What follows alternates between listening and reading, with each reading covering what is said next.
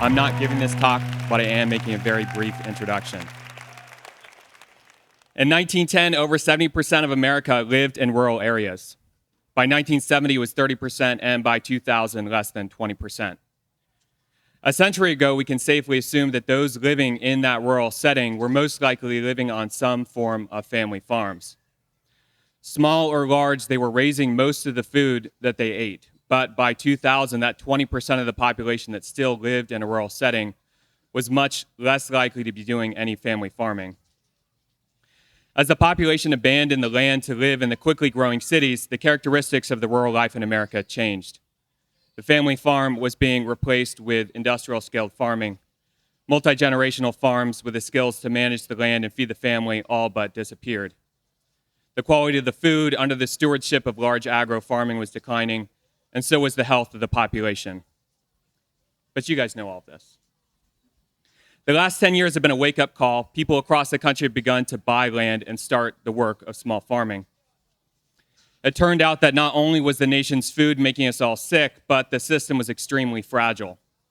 It'll be important to have a certain level of resiliency if/when the energy grid, communication networks, or some other piece of essential infrastructure fails.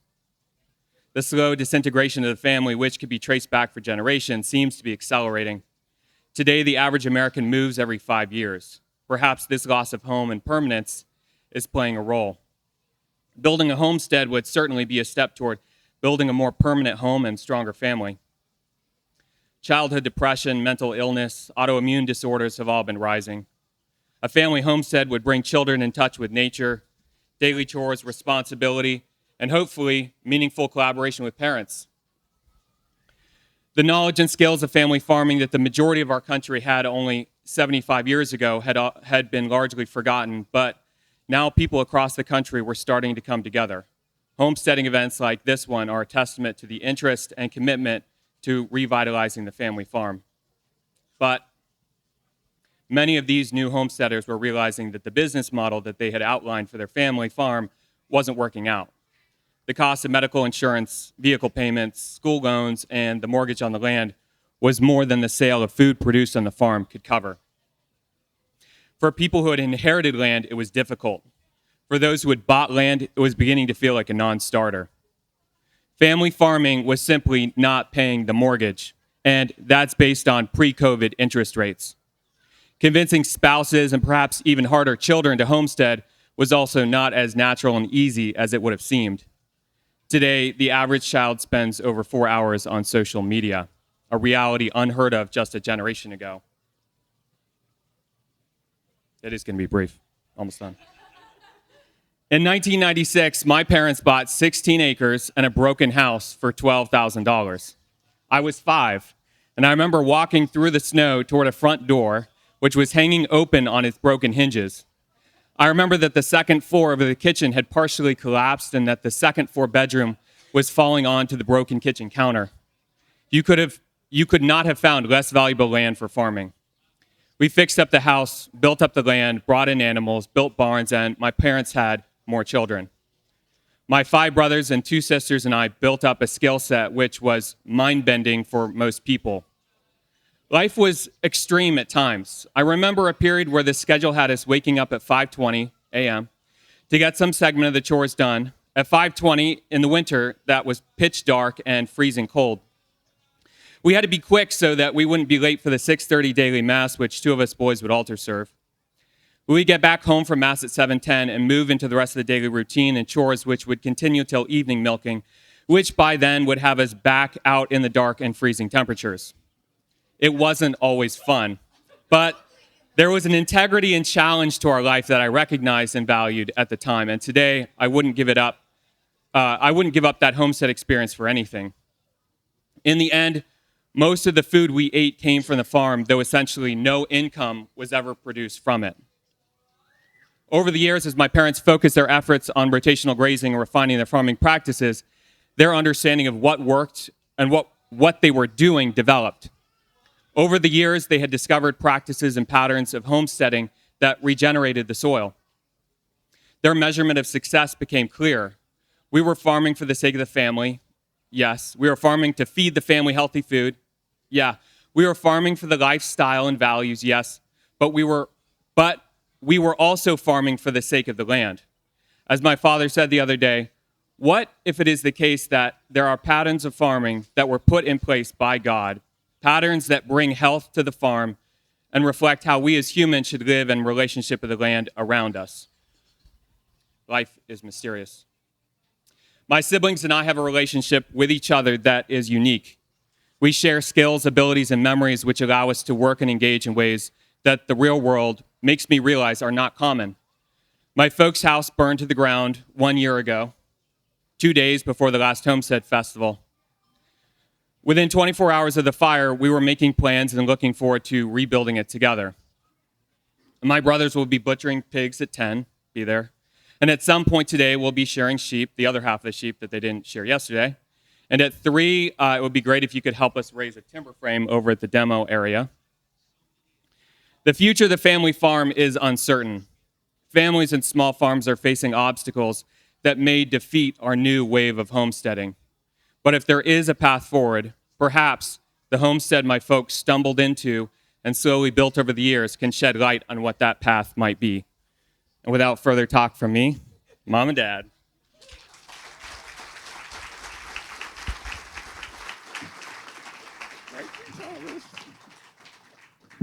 It was only dark and cold in the wintertime. Thank you, Thomas. We love our children. We really felt like the absolute best advertising we could ever have is the kids we've raised.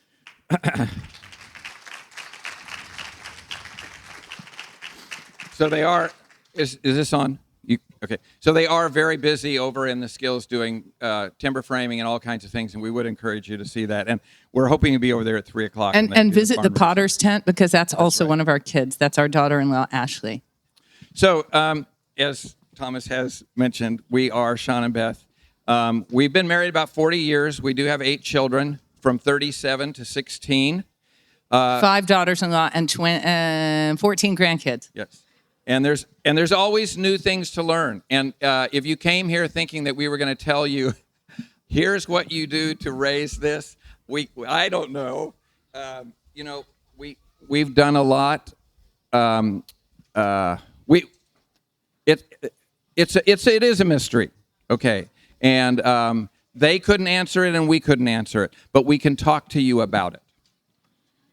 So, how many of you homestead? That's so good. That's so good to see. And why is it that we homestead? And that's where we wanted to start today. Is we really think that there are 2 goals to homesteading for us.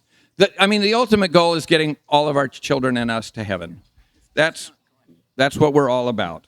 But while we're here on this earth, we see 2 goals to homesteading. One, we want to be able to build a homestead to grow food, security, independence. That's kind of the physical things.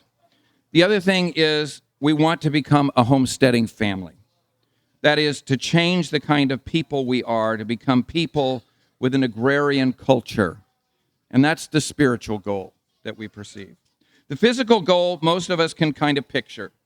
Beautiful land, animals, crops, good stable supply of the best food for our health and our happiness. But we might not be so sure about the details or how to get there. The spiritual goal is probably one we're even less familiar with, because we may not have any examples of it. We want our families to become people of this homestead. We want them to become homestead people.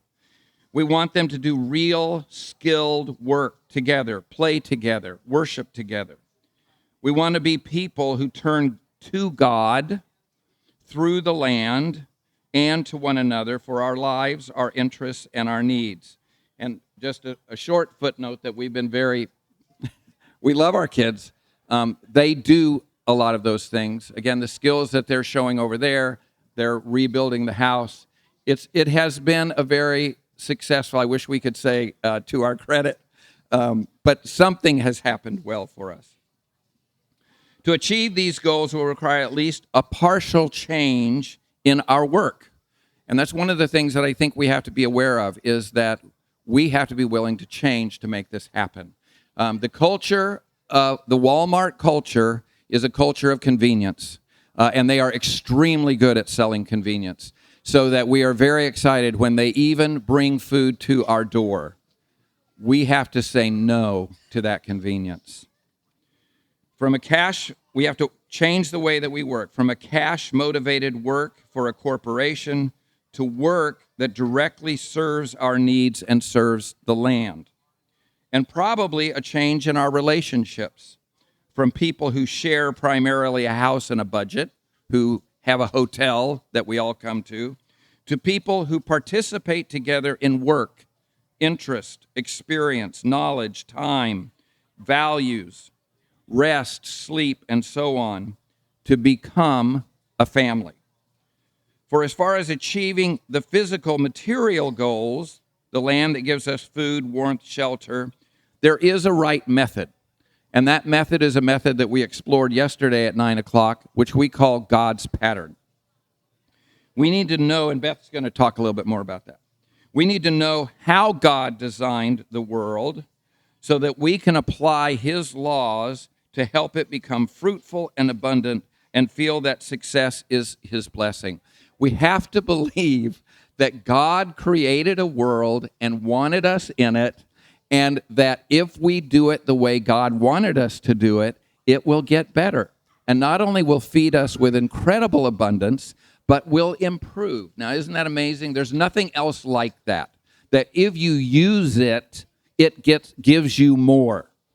But God created that, and we have to believe and we have to believe it when we're facing a dead animal that didn't seem to fit into this paradigm. But it's really true. And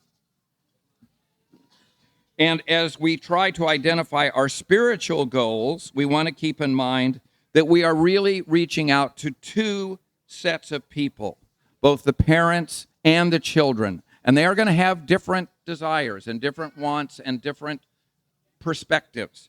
And we need to keep those in mind.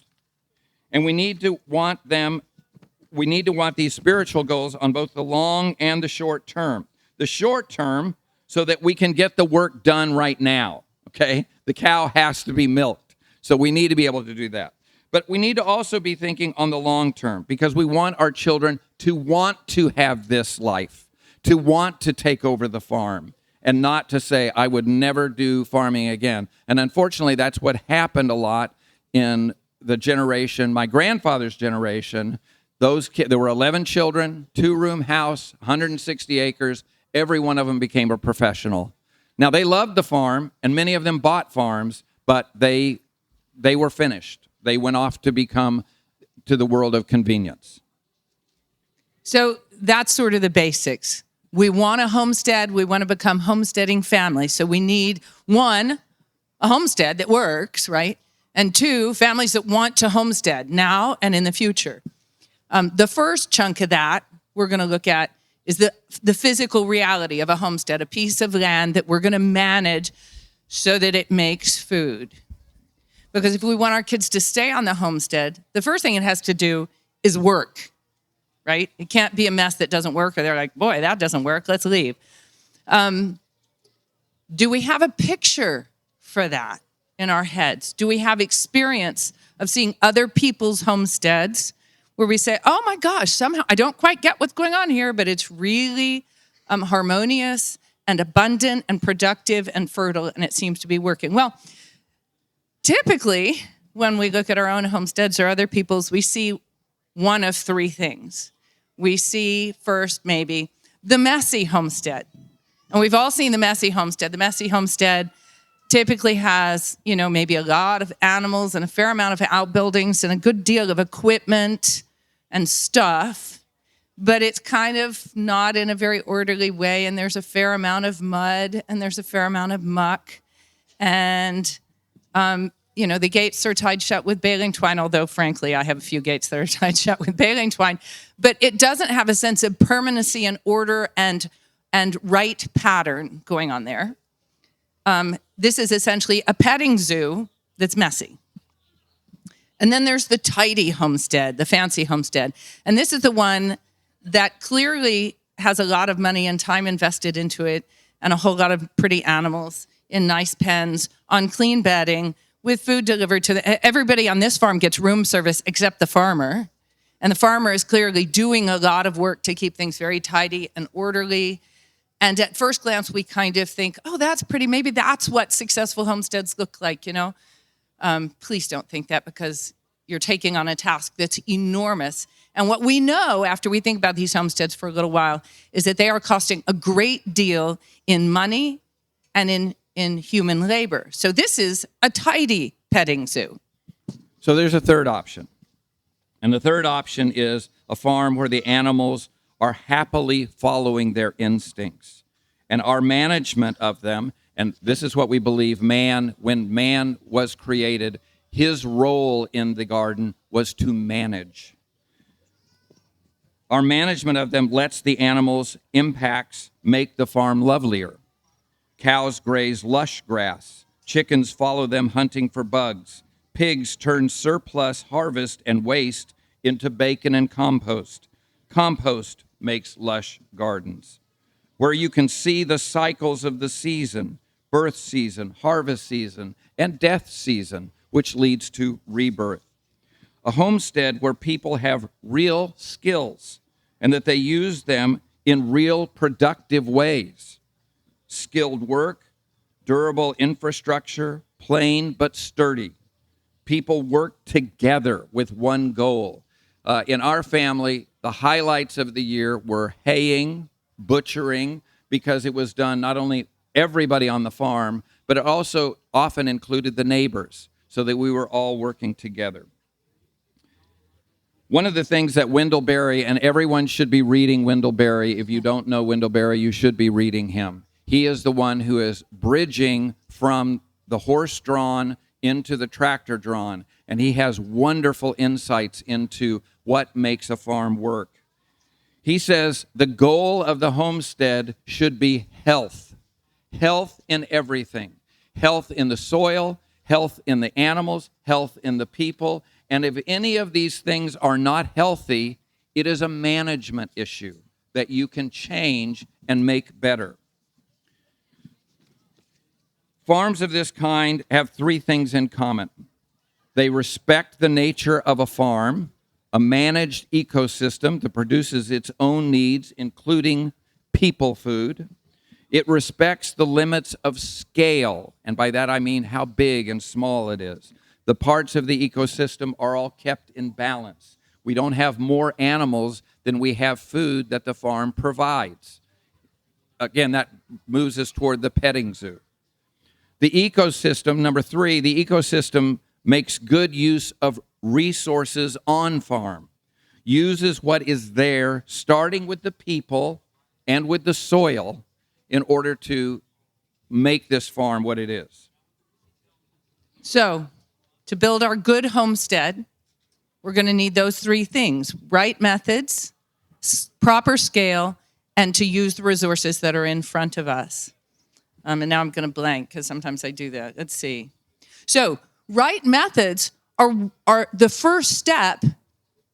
For us, they were really the last step. But if you're doing this in a good order, they're the first step toward demonstrating for your children and yourself that this is worth doing because it works. What are right methods on a farm? We talked a lot about this yesterday. We go into this in our book, The Independent Farmstead, which we have available over at our booth, and in our field guides, which are more specific in how they go into different topics.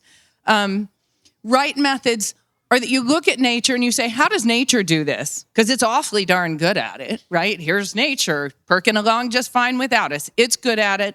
Let's see if we can use its methods to produce not just the things nature does unassisted, like grass and crickets, but produce cows and tomatoes and pigs and flowers, because those are the things we want to grow. And to apply right methods, we have to remember a few things. All life energy is solar energy. So anything you do on this farm in the way of making it grow better is going to have something to do with capturing sunlight. Most of the sunlight on your farm is being caught by grass or something like grass, a non-woody ground cover that isn't a tree or a bush, right? And you're going to have to use that to power this farm. that stuff that's growing without your help, right, the stuff that's already there, nature's providing it, is 90% cellulose, which is a complex hydrocarbon like starch. But unlike starch, which you can digest, you do it every time you eat pasta or potatoes, cellulose is not accessible to us for biological energy because our guts can't break it down. Neither can a pig's, neither can a chicken's, neither can a dog's. In fact, the list of things that cannot break down 90% of your solar harvest is very long because the list of things that can break it down is short.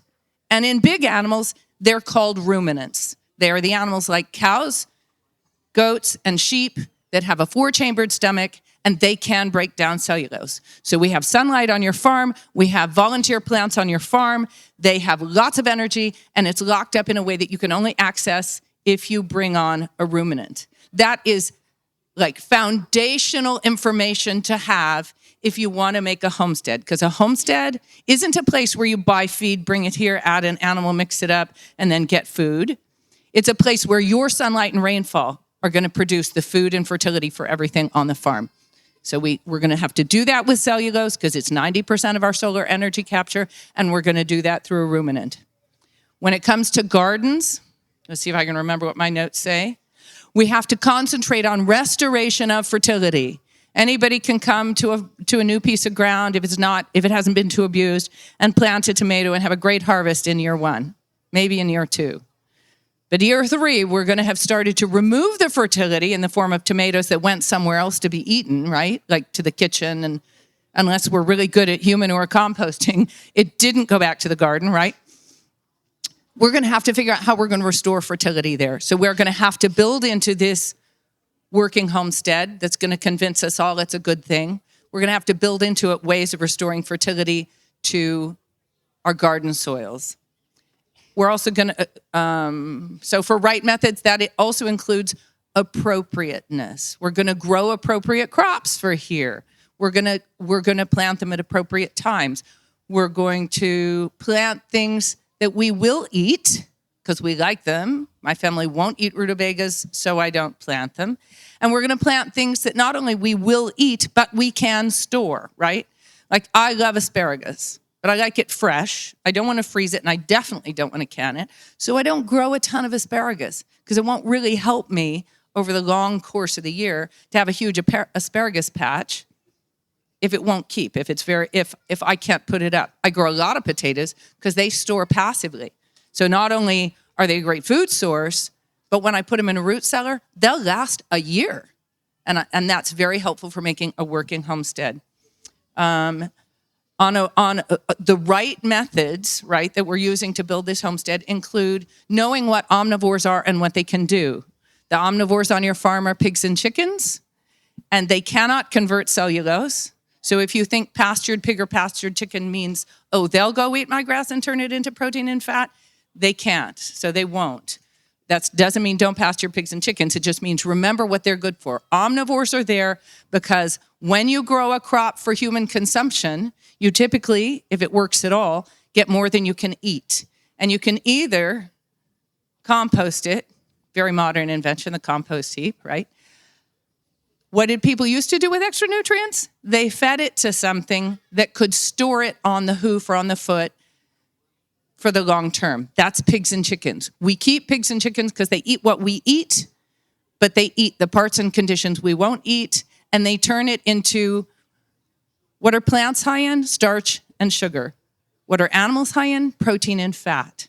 So when we're figuring out a food system, and when we build this correctly put together homestead, we're going to remember that we keep pigs and chickens to turn our waste, our surpluses, into reproducing on the hoof protein and fat storage. And then the last piece of right method that I'm going to put under this heading, the last piece of right method, is to know that when we are managing soil well and we can restore it to fertility, one of the things that lets us do is grow feed crops for animals. Now, this is a fraught thing because human beings had enough work to do to grow food for themselves and very seldom set out to scratch up the ground, put in seeds, and grow a crop and then go feed it to an animal. The omnivores were there to eat our wastes and surpluses, but we did not. The only reason we feed them corn and soy now is the government uses your tax money to subsidize corn and soy production, but not because it's a sensible way to feed animals.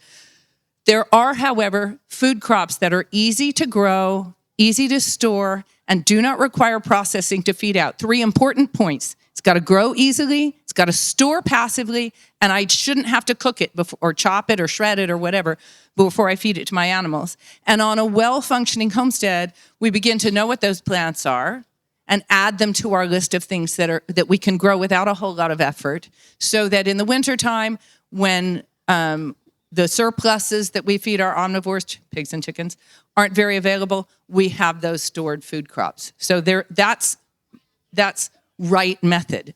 Then beyond that, we have right scale. Right methods have always to be on scale. It's got to be small enough. You know, I love land, and I'd like to have 100 acres. I don't. But a little voice whispers in my ear all the time, could you handle 100 acres? 2 acres can make a pretty dang decent homestead and produce almost all the food a family of, 6, 8 needs to eat on that acreage, if it's the right acreage and it's managed well. We're thinking small. A homestead of appropriate scale is small enough for the family to know well, so that it knows what the potentials are, and to manage well so it can achieve some of those potentials. If you're drowning in chores, your homestead's probably got a methodology problem. Your management isn't right, but it's probably also a scale problem. Right scale also means accepting our limits. If our goal for this land is health, as Wendell Berry and Shawn point out, what do we want? Ultimately, we want healthy families, healthy soil, healthy relationships. If our goal is health, exceeding potential, like appropriate scale, isn't an option because it's not going to make health. Health recognizes limits of our resources. There's only just so much sunlight and rainfall that's going to fall on this farm. There's only just so much biomass that's going to produce. And if we propose to ourselves that we're going to, say, grow a whole ton of something and sell it off this farm, we will probably exceed the scale at which we can appropriately remove sunlight and rainfall in the form of biomass. If your farm, if your 10 acres is put down to potatoes and you sell them all off the farm, that's the energy that 10 acres was depending on to make it run. And so you've exceeded the scale at which you can appropriately remove biomass from it. There are limits of stocking animals. When you have too many animals, you get too much manure, you overgraze, and there are limits human limits. You can exceed the time, power, manpower you actually have for that farm. So why do we go into this detail? Because children are incredibly perceptive. If they see that you are overdoing things, if you're doing it in a sloppy way, if you're doing it and it doesn't make sense, they see that and they say, this is crazy. Why are we this? And as one of my sons said, this then becomes your hobby and I'm simply your hobby slave. That's not what this should be about. This should be about the family working together, and kids are very perceptive. Now, one of the next steps is that we need to become experts on our farm. Okay, we need to be able to do it. Beth is an incredible expert on our farm, and she has raised our daughter Anna to be even better at being an expert on our farm. They know all the plants. They know what the plants do. They know the terrain. Now, we're all good at looking at a problem on our farm and saying, how could our farm fix this? So we're really good at using gravity. We're good at finding springs. We're good at turning rocks into walls. All of these things because we've come to know our farm and to know what our farm does well and to know what our farm might not do well. And that's what we're trying to do, is focus on the things that our farm does well. And we want to be the experts on it. And you are going to be the expert on your farm unlike anyone else.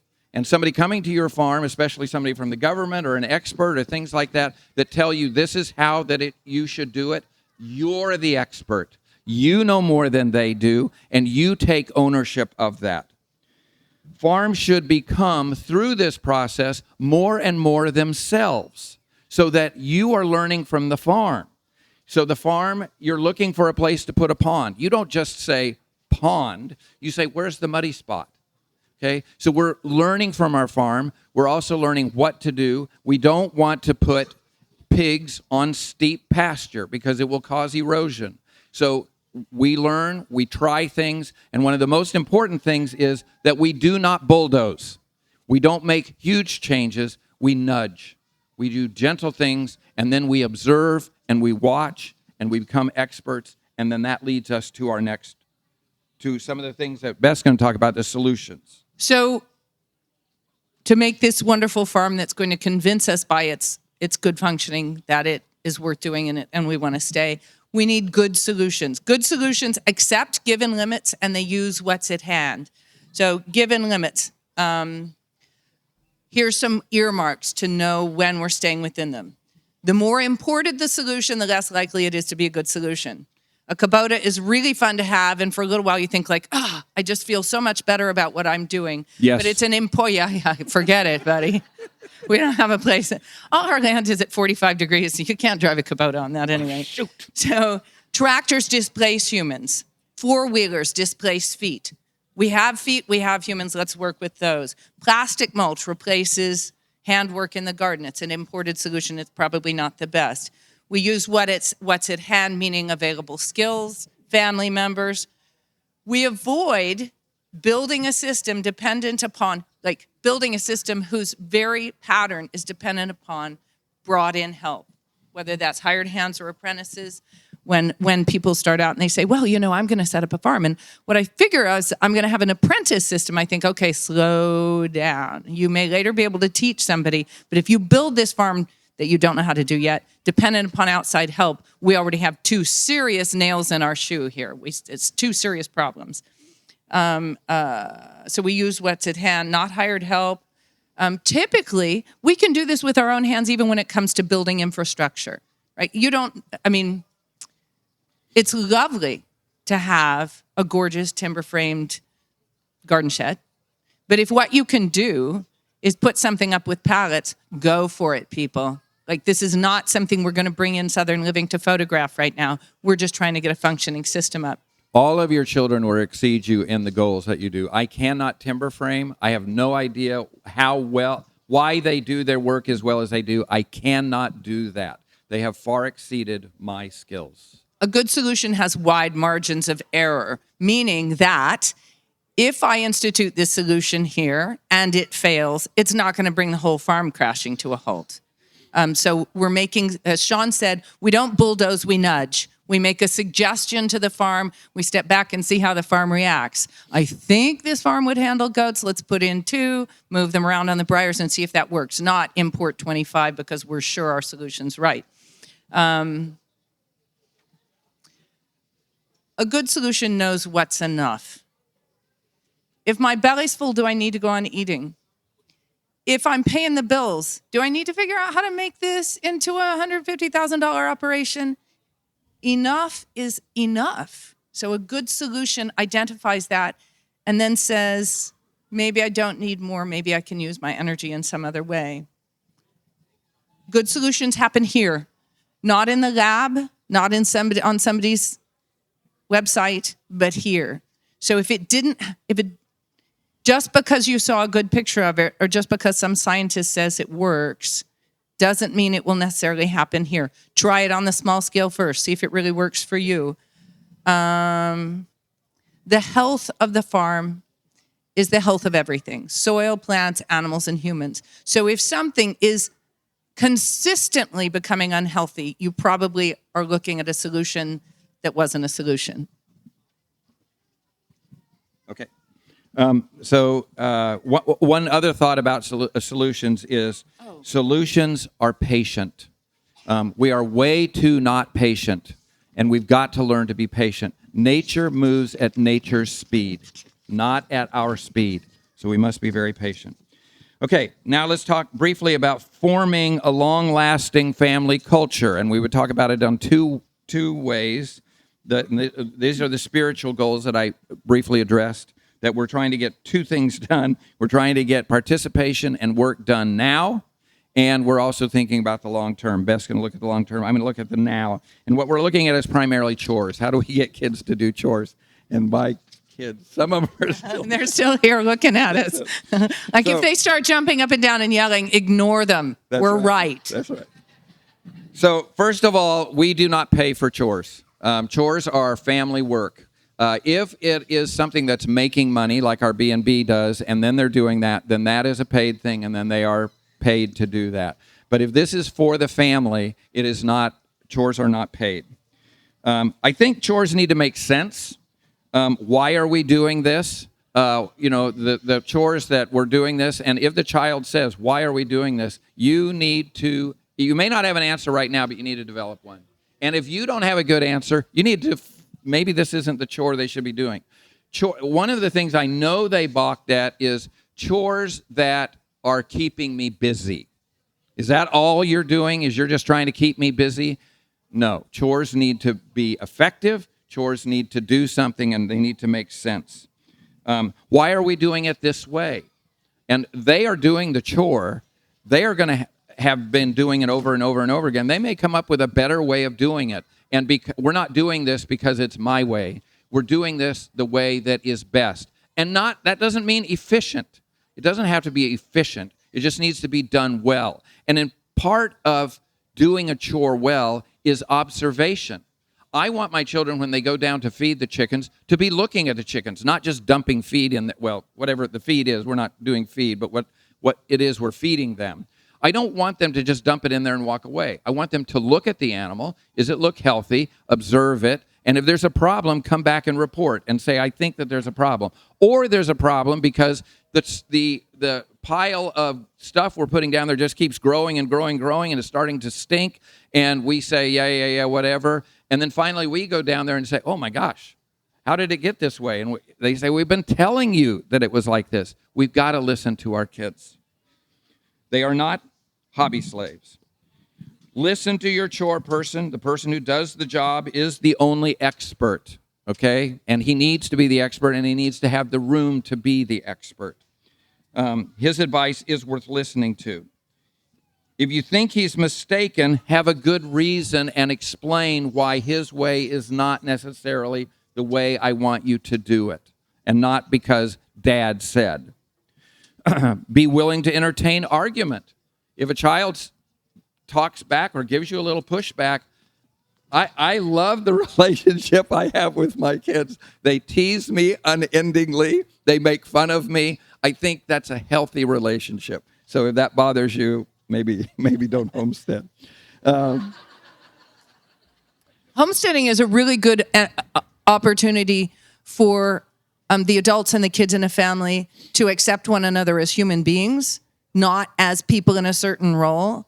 And so it does break down not some of the authority, I think, but some of the authority barriers. And that might make some people uncomfortable to begin with.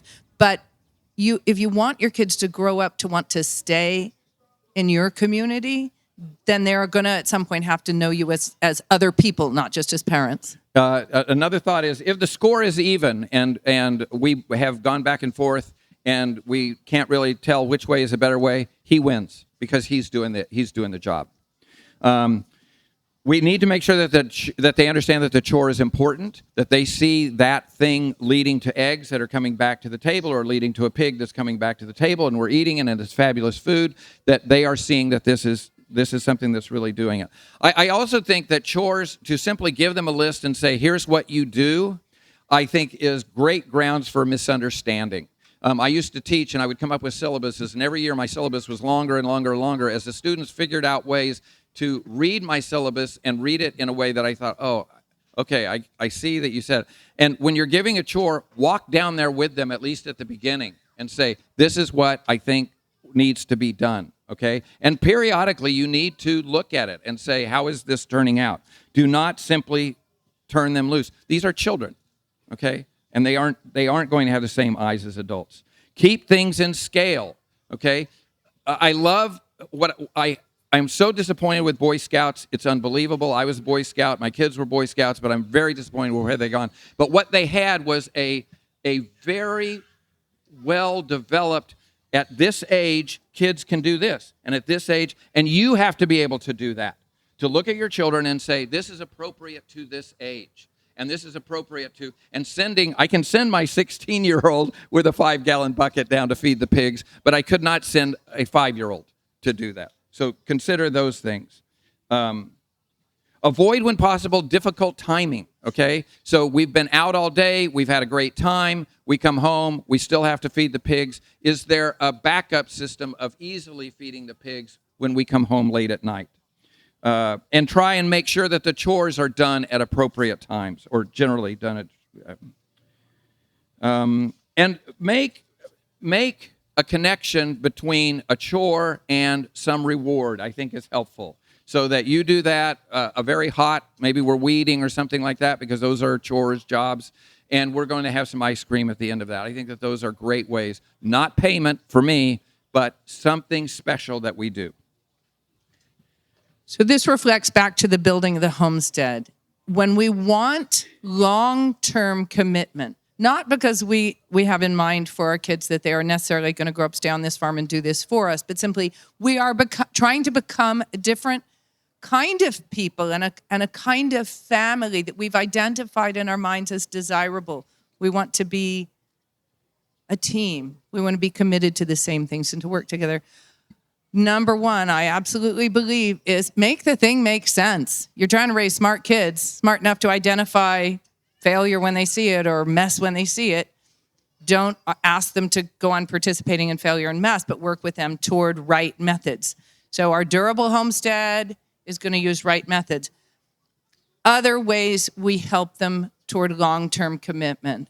I would say number one, bilateral parental commitment. Mom and dad both believe this is good and are both willing to participate in it, even if one parent's participation, like I know a wonderful family, great little farm, homestead. Dad does work off farm. He says, Gwen does the cows. I don't really do the cows. That's her thing. He will help her when she needs help. But what he does do is he gets on the tractor and he goes out and clips her pastures. Everybody knows that this is a bilateral parental goal, even though Mike doesn't milk cows. Parents need to be able to make a statement, like have a cohesive way of explaining to their kids why we do this, right? If the kid's saying, look, I'd rather do soccer, why the heck is my family here, feeding chickens and goats or whatever? Know why, even if the child isn't necessarily going to concede that you've got a good reason. Know why, and both of you be able to articulate that reason. It's really helpful if you can, have a reason like, do you know how many toxins are in food? Notice the kids at school, if your kids are in school. How many of them are in a state of health you would like for yourself? Well, our food is part of why you're healthier, and that's why we're doing this. Farms, if we want them to stay on, if we want our families to stay on them, they should be beautiful and they should be fun. And that doesn't mean gardens popping up everywhere and, that we're going to put number one emphasis on if Southern Living showed up to take pictures, there would be smiling, well-dressed people in front of beautiful cottage gardens, right? It just means that health can be lovely and is a pleasure to be around, and that we can build in, a well-scaled farm means we're not constantly racing to get everything done. There's time to make fun places on our farm. Our farm has quite a few fun places. In fact, if you put all our farms together, we've got a swimming hole and we've got fun playhouses for the kids. And the kids, all you pacifists, cover your ears for a second. They go out in the woods as a team with airsoft guns for hours and hunt each other down and shoot each other. They really enjoy the farm. Gently, though, gently. That's where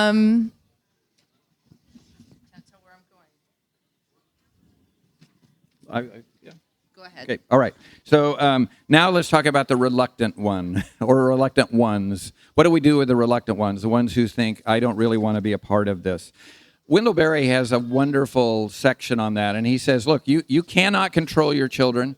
There is a whole culture that's moving in a different direction. You're moving in one direction, and you're trying to, and he said, you know that your education of them does not end as child, that things that you're planting now may have their effect later on, and that's what you're hoping. And really, your only responsibility is to demonstrate to them that there is another way of living. Okay? That's the best that you can really do, is show them there is this other way. And some people are not going to go for it, and that's all there is to it. And don't get yourself all tied up in knots over that. It's harder when they're there, okay, and they're saying, I will not do that. And I do think Dad may have to come down, or Mom may have to come down and say, I'm sorry, I know you don't want to do that, but that's how we live. That's how we live as a family.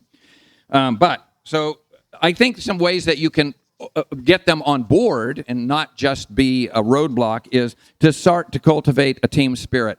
One of the things that we, as I mentioned, butchering is a time when the whole family is involved and neighbors are involved, and it's so much fun. So having projects like that are really wonderful. Haying has some of that for us as well. And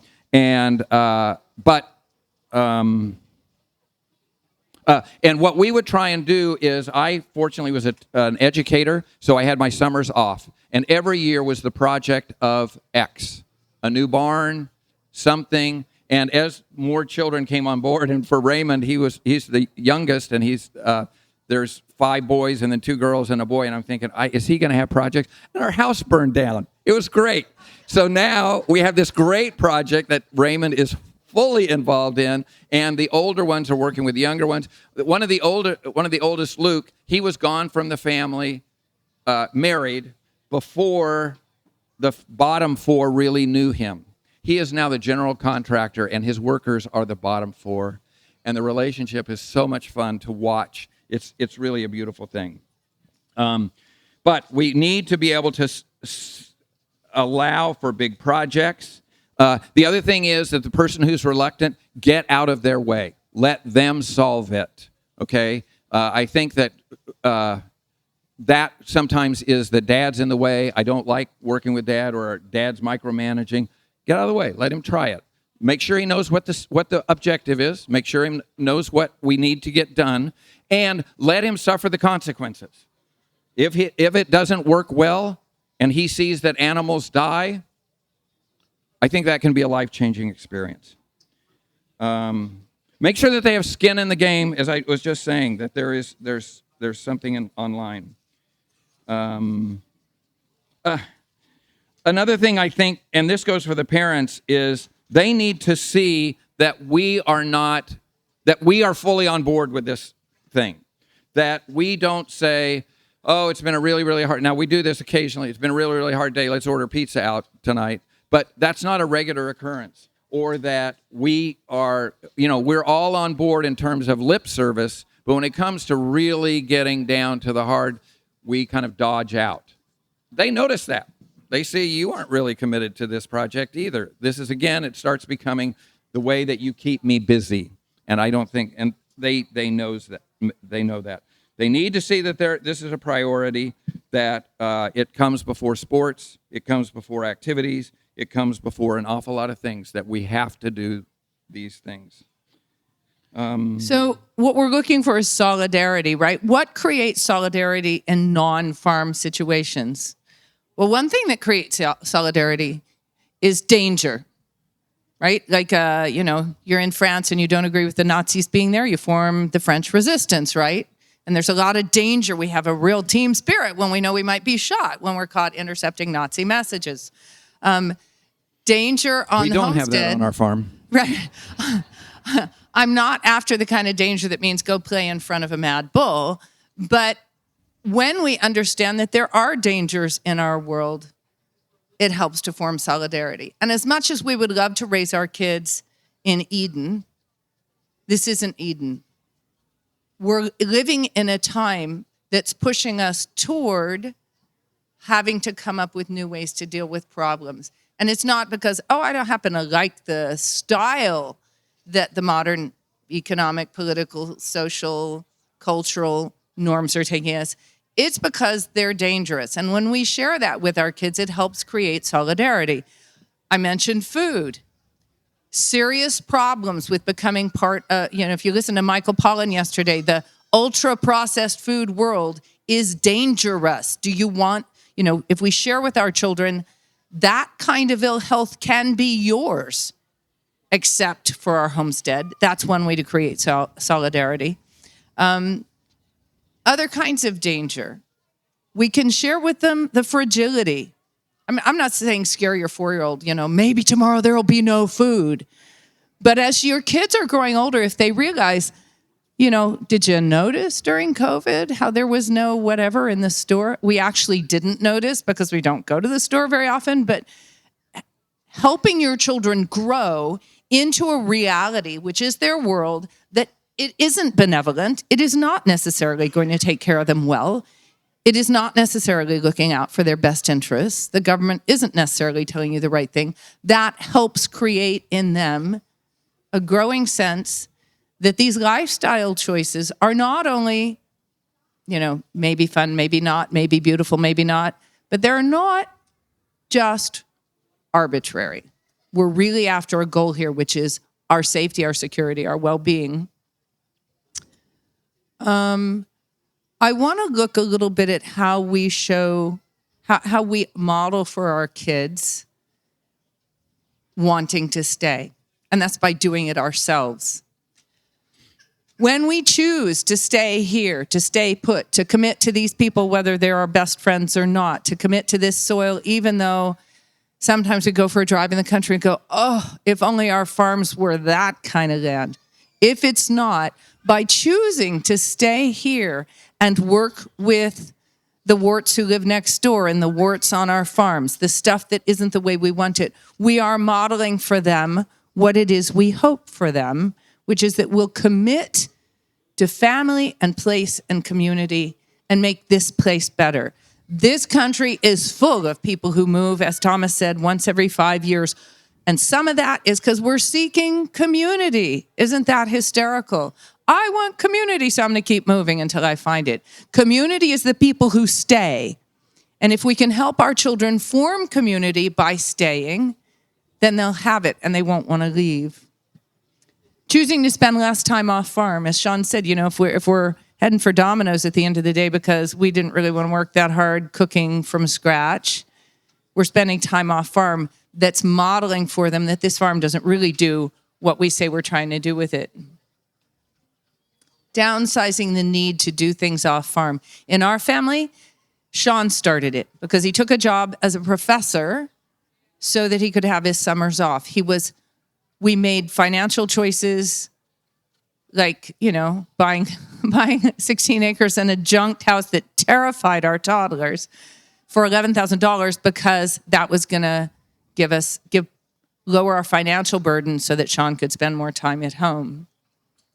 Do you want to step in? One of the things that I think is really that we've only, as we've been on the traveling circuit, is that we've made the discovery that by making the choices that we made, by living in a house that needed a lot of work, by us doing it ourselves and not hiring out somebody to do our plumbing and our electrical and our building and all that kind of stuff, by doing it ourselves, that's part of why we're on this travel circuit, because people are saying, wow, how did you do that? And it was an awful lot because we decided to do it ourselves. If we had hired all those things in, we would not have the skills. Now, that means that when we started off, the skills were not there, and we were fumbling through things. We were doing a lot of research. We were trying to figure out how to do things. But one of the really important things for me as a dad is that I was not in control of the tools, that the tools went to my children. So I would hand it to them and say, you do this, and I will do the cleanup, because I wanted them to have that experience and to do that. I know that it's very much, I can imagine, I do know that I wanted to have control sometimes because I was afraid that it was not going to be as good with the children. Now, absolutely, I have to get out of the way. And there is, again, something of getting out of the way. Thomas, when he was taught, Thomas is our architect. He went to Notre Dame, and he is an architect. And Beth said to him when we were getting ready to rebuild the house, she said, I want a house exactly the same as what we had. And Thomas said, we'll talk.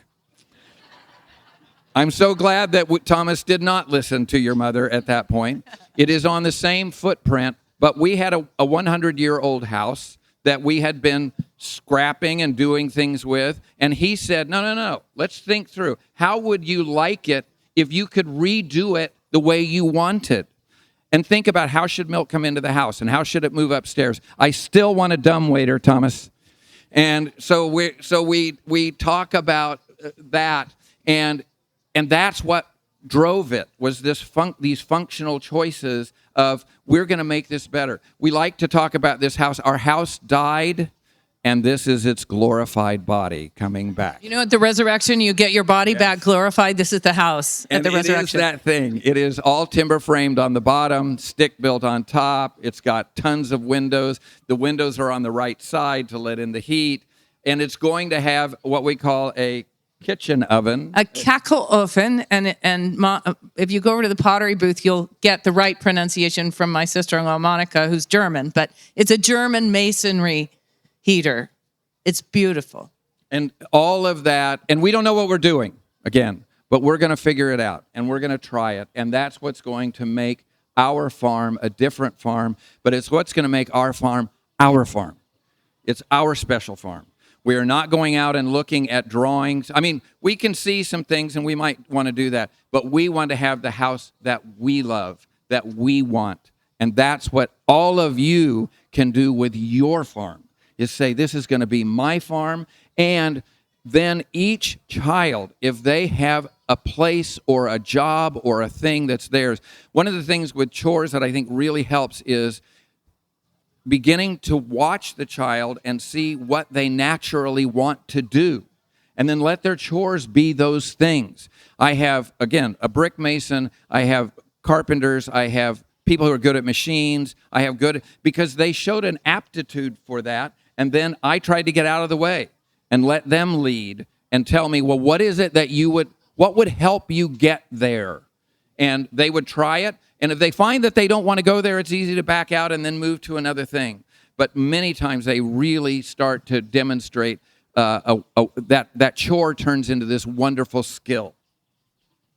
So we've looked at right method and then family commitment and work together, so that we get the chores done today and a long-term commitment to this kind of living together as the goals of our homestead, as the fruits of our homestead. Do you guys have any questions, right, relative to any of this? You might not, but I know, aren't we just about out of time? So if you guys have any questions. Question over here, yep.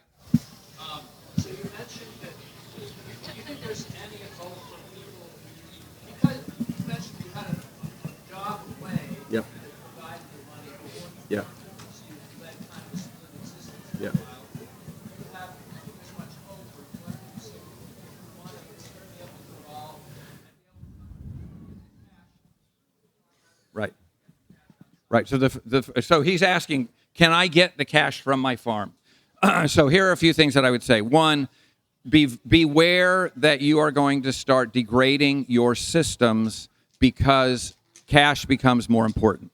So if you can do it, and if you want to know how to do it, you go talk to Joel Salatin. There's Right. nobody that does better than But Joel if you're Salatin. on the small scale and you're trying to make money from your farm, remember that nature provides two things for your farm: sunlight and rainfall. And that's what's going to power the biomass part of your farm. And it is not going to produce a whole lot of excess. Ecosystems don't. When there's extra, something comes in and eats it and utilizes it. And you don't walk through a vacant lot and find piles of something that just go unused and you could sell and make a lot of money at. So you can't do that on your farm either. What do people bring to farms? Brains and dexterity. In other words, we can use our minds and our hands to alter things, to add value to things from our farm, and then sell that. As you're looking at your homestead or your small farm and you're thinking, how can this make money for me? Remember that the biomass mostly needs to stay where it is, and you can use it in all sorts of clever ways. But if you want to send it off the farm to make money for you, apply brains and dexterity to value add. One great way to do that in this present age is agro-tourism of some kind. That is, you allow people to come onto your farm as guests in a glamping spot in the back corner, or in a little off-grid cabin, or in a parked RV or something, or build something nicer. So Airbnb or that sort of picture, letting people come on your farm to visit, is a great way to use the value you've added to your farm because it's beautiful and people like to visit it, to produce money without decreasing the available energy in the form of biomass that's on your farm. Okay, a few extra notes. Before we get to those, I just want to say a couple of thoughts that we would recommend. One, nuke the screens. Get rid of the screens on the family as much as possible because they are a tremendous distraction to what you're doing. Two, beware any governmental system, educational system, medical systems, anything else. They are not our friends right now. Create it for yourself in your own community. Those things we need. I'm just saying, find it in your own family. And in making choices, there's two primary things. The first thing is, how does this affect my family? Nothing is more important than your family and your marriage. And do not let anything get in the way of that. And the homestead must not get in the way of that. That's got to be. So if choices we're making on the farm are going to harm the family in any way, then it's probably a different way that needs to happen. The second consideration is the soil. Everything must serve the soil. You must be thinking that. Which is why you can't export more biomass. Okay, so we can take a couple more questions maybe. Sorry. Yep. You guys have a wealth of knowledge, and we're just learning. What would you suggest for somebody just starting out to start to build a good foundation? I always write, farm with reckless abandon, jump in. Our educational system is not to go somewhere and take a course. Our educational system is to always start, in a certain sense, upside down and backwards so that we get the cow before we have a fence, just because. And then we learned, this is where the fence has to be because that's where the cow's getting out. So we learn a tremendous amount through observation and through just jumping in. And we have a funny program. We haven't ever actually had anybody do it, but we have a funny program called Farmer in a Week, right? Yep. And the first step in Farmer of a Week, you walk on your land, you look around, you say, what's growing here? Who eats that? And you bring it on the farm and start milking it. So if it's briars, you bring in a goat. Next morning, you milk the goat. You are now a farmer because you're improving your soil by the same act that's feeding you. If it's grass or weeds, you bring on a cow, maybe sheep. But overnight, in 12 hours, you can become a farmer in your homestead by identifying what are your forages. They're already growing. They need to be taken care of by grazing. You bring in the animal that will do that, and you milk her in the morning. Boom, you're a farmer. And that milk will help you power the entire rest of the homestead. So we would say self-educate. Yep. Leap in. Yep. I was just curious, your kids, you talk about them still as if they're all still around. Yeah, I wish they were. I was just curious how many. So we have 2 children on farm still. They're 16 and 19. Right, and then we've got people in Philadelphia, outside of Philadelphia, South Dakota, Minnesota. One's getting ready to go to Germany. But on close, we have one that's within 10 minutes of us with his wife, and then another one with 6 children, and they're about 45 minutes And away. those 2 are both on their own homesteads. The others, except for the one in the Air Force, they live close to And he's their a veterinarian. in-laws. He's a veterinarian. They live close to their in-laws. They either have their own homestead and live close to their in-laws and help on the in-laws' homestead, or they just share a homestead with their in-laws in some way. So like if that's land with cows on it, or if it's there's like our Minnesota relatives are all farmers. So they're all in some way homesteading, but a lot of that energy has gone into the land and the communities of their wives' families. We're really big on multi-generational farms. When we go out and do a farm consult and we see a multi-generational, we say that is fabulous. The old people have the money and often the land. The young people have the energy. And the partnership there is a win-win-win. And it is how people used to live. We need to figure out how to get along and start combining our energies. It is just silly that with so much at stake, we're not getting over our little difficulties, putting away some of our persnickety ways, and joining together in groups. And to be fair, we really are. There's a wave in this country now of multi-generational farms or friends This is fraught. You can lose a friendship this way, but figure out a way to get along and start helping one another. I think God would like it. Yep. I love seeing you all on Abundance Plus TV. Oh, thanks. And that's a great way to connect with other farmers in your area. And I was just going to ask about your children and apprenticeships. Did they learn from you all, or did they also learn? Yeah. So, good question about apprenticeships. One of the things that if my children would often spend a summer off somewhere else. It was devastating to me. Here I am getting rid of he's my right-hand man, and we're talking about, but this is a great opportunity. So William went off and for a year was in Oklahoma working with a guy named Clay Chapman doing masonry. This is a top-notch mason, a great opportunity, and he came back and built us a cheese cave. But when it came to any of these, sending them off, and I'm thinking, oh my gosh, what am I going to do? The next one stepped right up. Whether it was a boy or a girl, stepped right up, brought a whole new set of skills that I wasn't anticipating, and made things better on the farm. So don't get discouraged. Just keep going. But the flip side of that is also when people ask to do apprenticeships with you, never, ever let an apprentice replace your child. Your number one goal is this kid who is yours, and you're trying to form him. And if the apprentice is coming on and taking up your time and doing the work that the child would otherwise do, you've diverted energy out of your own system into somebody else's. You're not ready for an apprentice yet. We'll get ready for an apprentice when all of our kids are gone. Yep. Did your farm finance the projects that you talked about, or did your... Oh, No, so that's a really great question. What? I mean, So he's asking, did our farm finance the things? That was not our goal. We did sell animals off the farm periodically, so there was income coming in that way. Now, eventually, the B&B now does, between the B&B and speaking, that is financing our farm. But for the most part, I didn't want that to be, I didn't want that pressure to be on the farm. So I always had a farm off. But what we did, and I wanted to say this, most families now, unfortunately, are two-income families. What we would love to see happen for people is that one of you decide, I'm going to be the farmer, I'm going to quit my job.